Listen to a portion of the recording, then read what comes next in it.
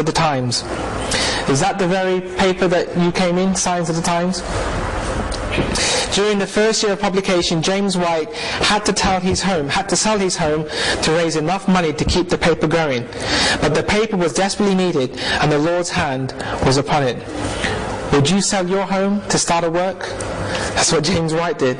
You know, James White and Ellen White were always criticized for doing this work to make money. Everyone said, you just do this and make money and you pocket the money. They ended up in debt. When Ellen White died, she was in debt. And yet she's the very one that says, shun debt like the plague. So this man, James White, he sold his house so that this church paper can continue. A year later, at a camp meeting in Yountville, California, Elder G.I. Butler appealed to the 300 to 400 people there to start a publishing house. The believers responded with open hearts and hands. They raised over $19,000 in one afternoon, a good start to the work. A little over a year later, in 1876, the small group of believers finished building a publishing house in Oakland, California. Soon, the Pacific Press started printing magazines and books filled with the messages of the three angels. In the 1870s, the church began to glimpse its mission to other countries around the world, and its missionary thrust began in 1874 with Jane Andrews sailing to Europe. But the outreach in America grew rapidly also. In 1878, James and Ellen White drove up a narrow winding road to the St. Helena Sanitarium. Another Adventist health institution began as a direct result of the Lord's guidance. Next came a college for the Pacific Coast, for education was a strong focus with James and Ellen. In 1882, Hillsburg College opened its doors. This college would eventually become Pacific Union College. But today, I'm afraid, it's a little bit of a concrete jungle. In those days, we were told to have our colleges in the country where there's lots of space, but because of money issues, lots of the lands that we used to own were sold and sold and sold until you can't tell any difference anymore. This college would eventually become Pacific Union College. Back in the East, the work was also growing. In 1882, South Lancaster Academy began educating Adventist young people. From an original group of 19 students, it would develop into Atlantic Union College, now enrolling over 1,000 students each year. There was also growth in theological understanding, though sometimes painful and controversial. During the 1888 General Conference held in Minneapolis, Minnesota, the question of righteousness by faith came to the forefront. Two men led out in reaffirming righteousness by faith, Elders A.T. Jones and E.J. Wagner. Both of these young leaders in the church were strongly supported by Ellen White. But these two young people, they were persecuted. During this conference, many people took sides. You had one side, you had Wagner and Jones and Ellen White, and the other side you had the majority of the General Conference leaders. And people were caught in the middle. And there was great conflict. And a lot of the, one of the things I find is, because they didn't like the message that was being presented, they would start attacking their characters. And this is what I find: if you don't like someone's what they've got to say, they start attacking, the way he preached, or the way he said it. It's not what you said, it's the way you said it. Or they'll criticize him for his diet, or they'll criticize him for something to negate the message that was being presented. Of the 1888 conference, she wrote, "The Lord in His great mercy sent a most precious message to His people through Elders Wagner and Jones. It presented justification through faith in a surety.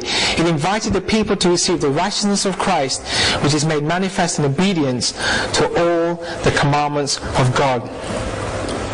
Behold what manner of love the Father hath bestowed upon us. I want you to take the rich promises of God and hang memory's halls with them. Oh, how I love Him. I love Him, for He is my love. I see in Him matchless charms, and oh, how I want that we shall enter in through the gates into the city." But the people rejected it. So Ellen and A.T. Jones and Wagner, they went out throughout the country doing camp meetings with the churches, and they took the message directly to the people. They bypassed the General Conference, because the General Conference was basically blocking the message of A.T. Jones getting to the people. It was a momentous General Conference. Some accepted with the renewed emphasis on righteousness by faith, and some left uncertain, and some rejected it. In the part 1, there was a pioneer called Charles Fitch. Charles Fitch was one of the people instrumental in designing the 1843 prophetic chart.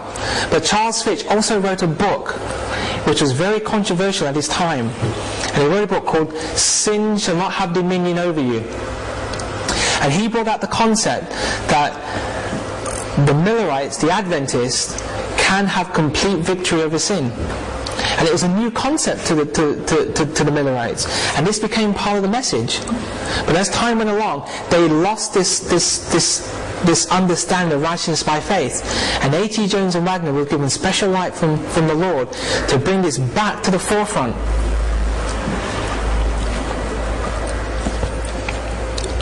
Elders Jones and Wagner and Ellen White spent much of their time for the next 2 years presenting the righteousness by faith emphasis in churches and camp meetings.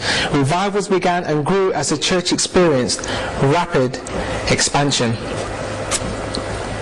But just as the Lord was preparing His people for even greater service all around the world, just so also there will continue to be painful times.